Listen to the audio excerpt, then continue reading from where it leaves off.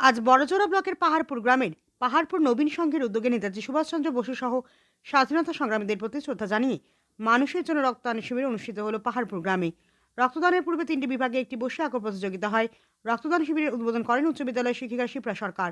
বক্তব্য রাখেন বিশিষ্ট সমাজসেবী ও শিক্ষক সুজয় চৌধুরী। উপস্থিত ছিলেন বড়জোড়া সুপার স্পেশালিটি হাসপাতালের চিকিৎসক সুরঞ্জনা সরকার, ডাক্তার আশিস বিরুনি, ক্লাবের সম্পাদক অসিফ খা, সংগঠক সাগর শেঠ, শুভেন্দু শেঠ সহ বিশিষ্ট অতিথিবর্গ। শিবিরে একটি ক্যালেন্ডার প্রকাশ করা হয়। 10 জন যুবতী সহ মোট 51 জন রক্তদান করেন, যার মধ্যে 17 জন এই প্রথম রক্ত দিলেন। কয়েকজন রক্ত না দিয়ে ফিরেও যায়। এই শিবিরে গ্রামে উৎসবের মেজাজ দেখা যায়।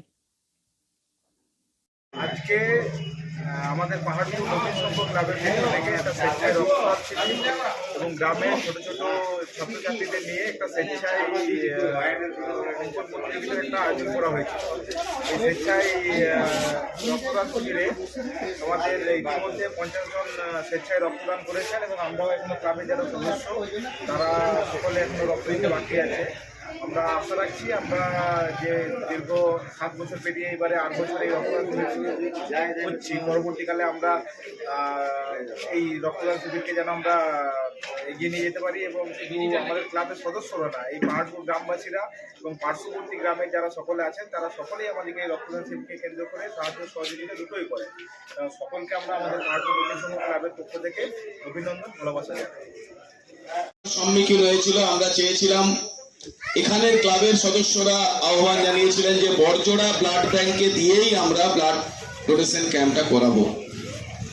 কারণ বড়জোড়া ব্লাড ব্যাংক মুমূর্ষু রোগীদের আমরা যেমন রক্তদান করে বিভিন্ন ক্লাব, বিভিন্ন গণসংগঠনগুলো এই ব্লাড ব্যাংককে পুষ্ট করে, সেরকম বড়জোড়া ব্লাড ব্যাংক তাদের মেডিকেল অফিসার সহ যারা চিকিৎসার কর্মীগণ নিরলসভাবে চেষ্টা করেছেন, তারা আমাদেরকে এখানে রক্ত দেওয়ার ক্ষেত্রে, বাঁচানোর ক্ষেত্রে গুরুত্বপূর্ণ ভূমিকা পালন করে।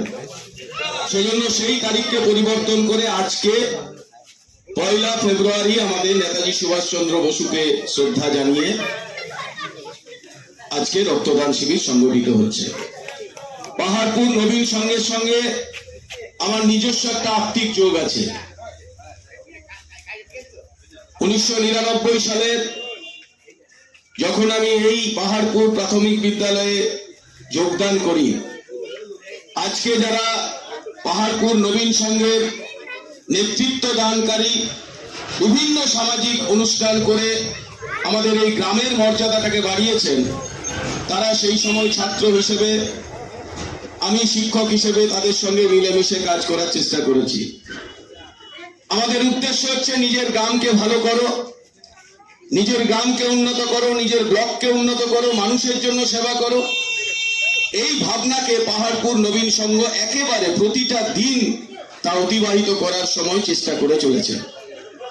যখন করোনার মহামারীতে সারা দেশ হচ্ছে আক্রান্ত হয়েছে, সারা বিশ্ব আক্রান্ত হয়েছে, সেই সময় এখানে হেলথ ক্যাম্প করা, বাড়ি বাড়ি ওষুধ পৌঁছে দেওয়া, করোনা আক্রান্তদের বাড়ি বাড়ি খাবার পৌঁছে দেওয়া এবং যে কোনো সময় চিকিৎসার অভাবে